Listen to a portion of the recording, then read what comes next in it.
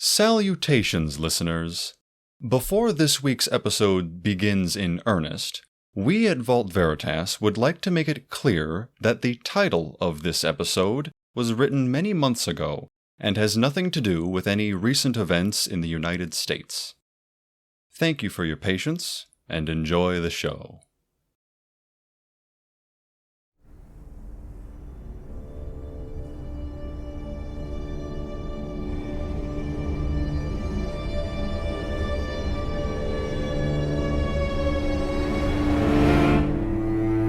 Vault Veritas SCP Files.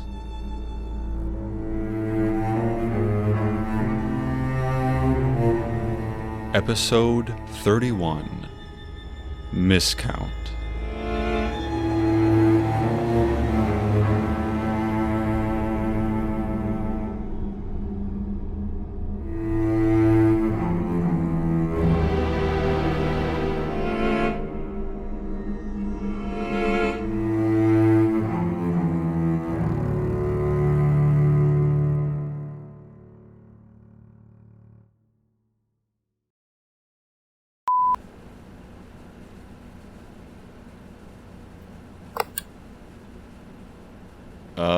Okay.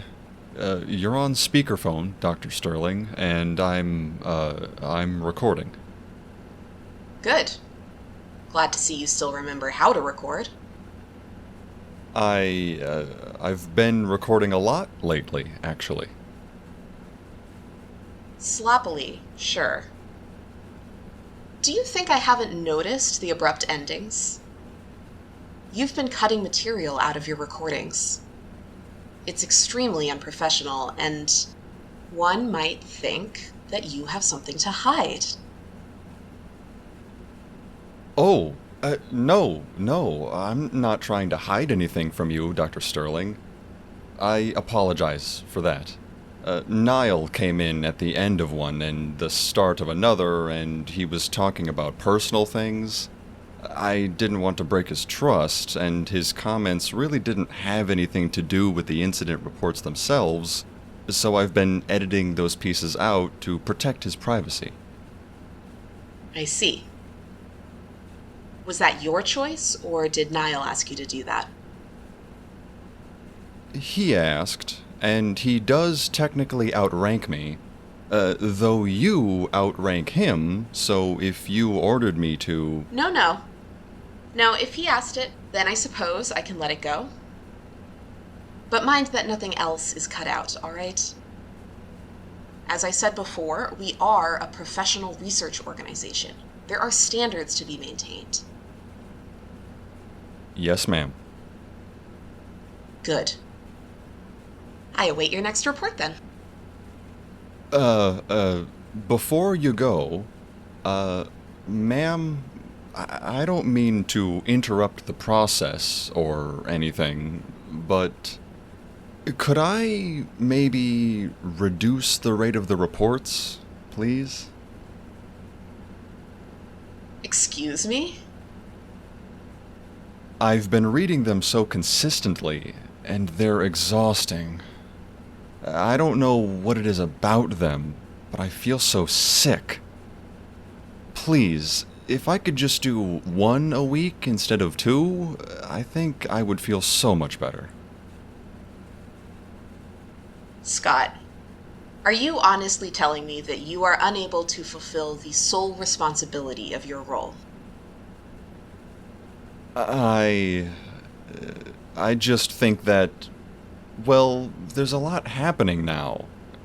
Perhaps I could assist with some of the preparations, or... Well, there is always room for more D-class personnel if you're so eager to help out.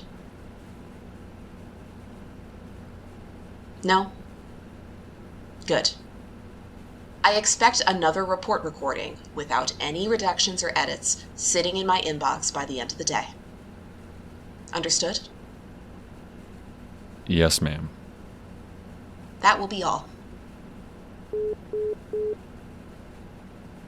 Oh, bye, I guess.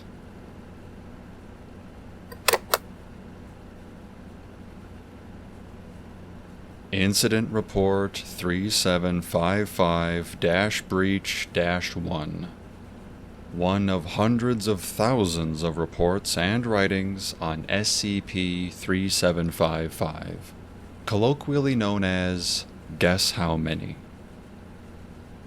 Object Class: Euclid. Risk Assessment Level: Low. Reported by D3421, also known as Taylor Morgan. Well now, isn't this just a perfectly unpleasant place to be? It's cold, it's cramped, it's lit by a singular bare bulb, and I'm pretty sure there's dried blood crusted onto this writing desk. Someone before me have a little bit more of a physically damaging mishap than I did, Let me hazard a guess. This unpleasantness is on purpose, I'd wager. Get the D-classes writing hastily, waste as little time on them as possible, and then terminate them or send them back out there as soon as they're done. Well, that won't work on me. I plan on taking my time, and I don't actually think anyone is going to make a fuss about that. Do you know why I think that? Because nobody ever actually checks my work. So why on earth would you start now? Sure, that silly number SCP 375332 whatever it is. That SCP is messing with my counting, and by proxy, messing with my work. But you're all still too busy and important to start rushing me now. I've been working here, in the background, unseen, unbothered, and unhurried for, some number of years. 7? 10? Long enough to know the layout of the facility like the back of an SCP containment manual. This badge that denotes me as a keeper for the living anomalies isn't just for show. I've discovered it's the perfect way to pass completely ignored wherever I go. When I'm hauling around meat for the more bestial carnivores' mealtimes, or wheeling away cartfuls of refuse, you might think that would make me more noticeable. But it seems like the researchers are really, really adept at tuning out the labor that keeps their little utopias running. And hey, suits me just fine. Attracting attention only brings trouble. I don't expect you to terminate me over what happened.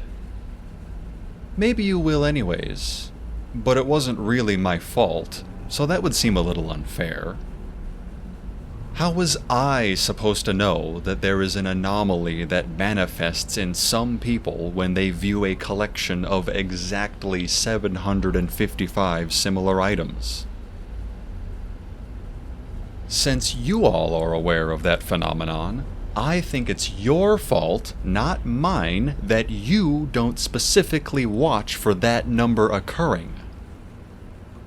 Like it did, for example, when I was taking inventory of nutrient supplement packets.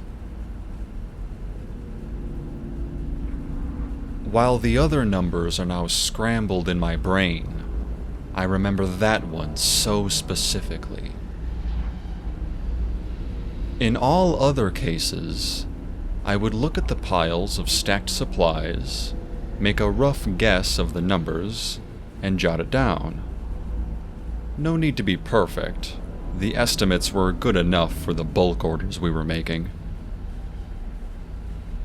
But in this one, I looked at that pile of packets, and something in my brain just refused to make a guess. I remember staring at it for a good long while, wondering why I just couldn't even make a random estimate before I finally, painstakingly, counted each and every one. It started as just a little tickle of doubt that very evening. Was I sure that I had correctly weighed the meat that I fed the predators with many voices? What about the lettuce I gave to the dragon snails? Was I absolutely certain that it was 3 kilograms? I found myself going back over the notes I had taken, checking each one an extra time after leaving each containment, just to ease that growing, nagging doubt. It was only a few days before that constant little worry in the back of my mind grew louder. I started to dread the feedings, knowing that I'd have to check over my logs afterwards. I could never quite convince myself that the logs were right. I kept trying to tell myself that it was okay. I'd done this hundreds, no, thousands of times before. Of course I knew what I was doing. But even so, I felt this new stab of anxiety at the end of every day that had me going back over the logs, double or even triple checking for errors in my counting, tracking, and weighing. Eventually, I gave up and just started asking my coworkers to confirm. They were upset about it, understandably. Some of them even brushed me off entirely, rolling their eyes and accusing me of wasting their time. At first, I had some people who were willing to help check over my logs, ensuring they were in order. But when they started finding consistent mistakes, telling me I'd fed some of the anomalies almost double what I was supposed to, that's when I started having them stand next to me while I measured out the food. It was so rough. Those feedings where I couldn't find anyone to monitor what I was doing. I didn't want to risk cluing in my supervisors to my growing difficulty with numbers. Who knows what they would have done to me. But on my own, I became so paranoid I was doing it wrong that I started to skip some of the feedings instead. I guess something in me reasoned I'd rather the anomalies go hungry than risk them possibly eating too much. Who knows what an overfed anomaly might do? Grow unpredictably? Strengthen immensely? Increase reproduction? Or just alter their behavior in ways we may be unable to predict? I really didn't want to be the cause of a breach, and I thought this was the right way to prevent it. Of course, I failed to reason what would happen if some of them were consistently underfed. No, that's a lie. I knew what would happen. What would any starving animal do, anomalous or not? I just had so much anxiety over getting it wrong that, well, sometimes the fears your mind conjures are more powerful than the reality you know. In the end, there was a breach. Multiple breaches, though you know that already. How many exactly? Not sure. I can't count, remember? We can just say a lot and skip all the semantics. Some of the nastier carnivores I'd been tending to, they quite happily accepted fresh human flesh in lieu of prepped and boring frozen meat.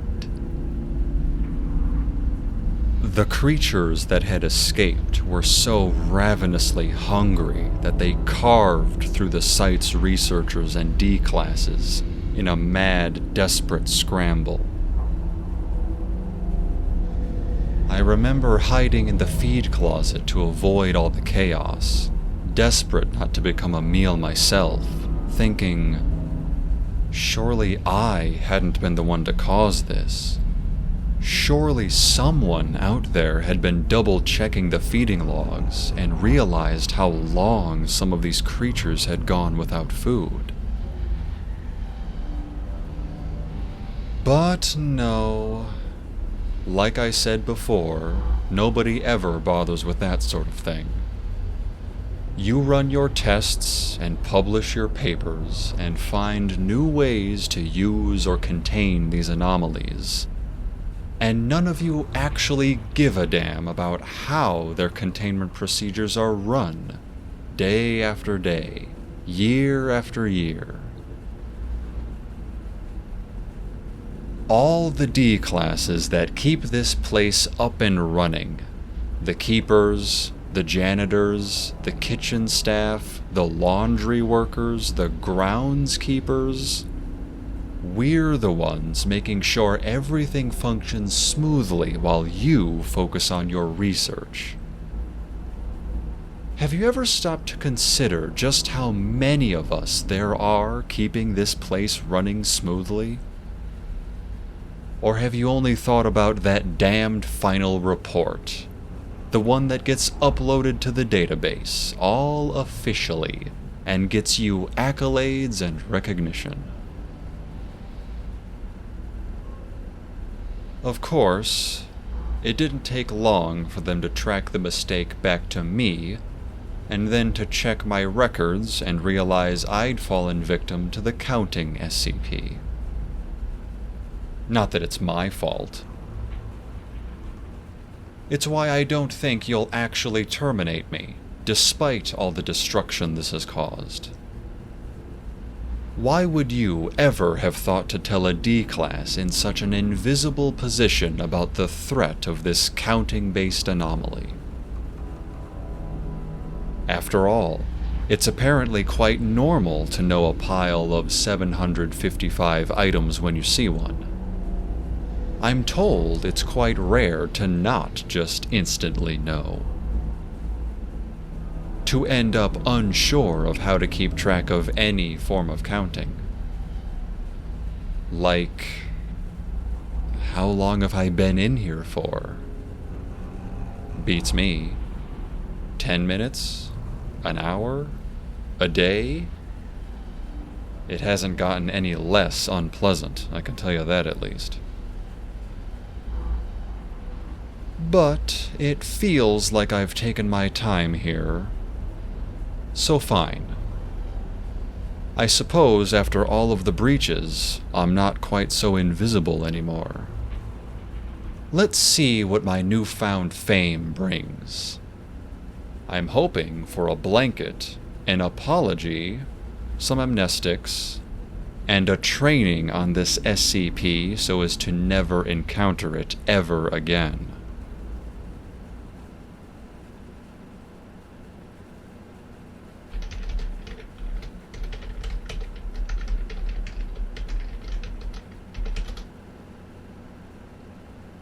Well, I can firmly say that Taylor Morgan got their wish to never encounter 3755.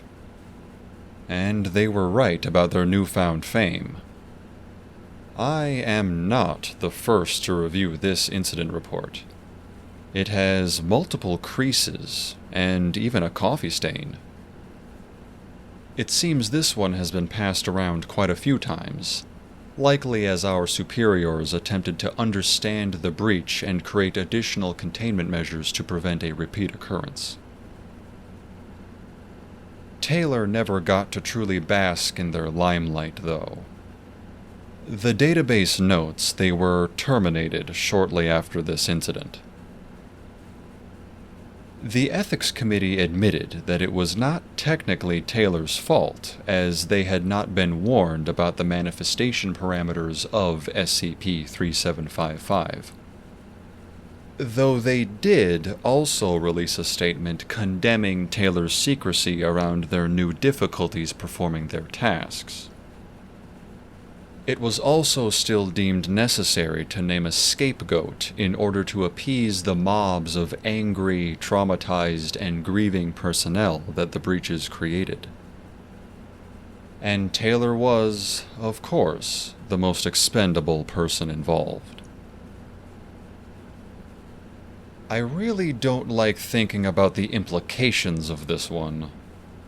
Does merely being aware of the anomaly's effects cause a shift in perception? I'm tempted now to count every pile I see, just to make sure it doesn't contain 755 items. I wonder how many of the other people who have reviewed this report have gone on to develop 3755 symptoms. That gnawing paranoia. I'm familiar with that. It's so hard to tell if it should be treated as a warning sign. The product of an SCP slowly and subtly taking over our minds. Or just a standard part of life in the Foundation.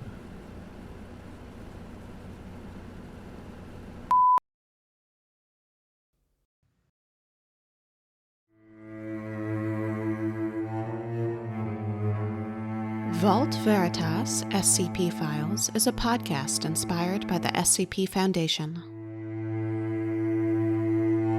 Miscount is based on SCP-3755 by Gogglechild from the SCP Wiki located at scp-wiki.com/SCP-3755.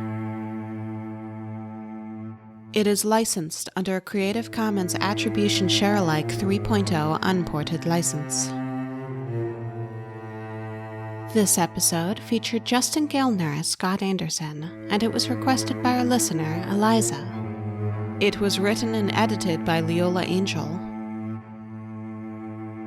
We welcome comments. Please rate and review us. Email us at vaultveritas@gmail.com. Join our Discord channel using the link in the episode description. Tweet us at Vault Veritas, or for additional content, visit our Patreon. Thanks for listening.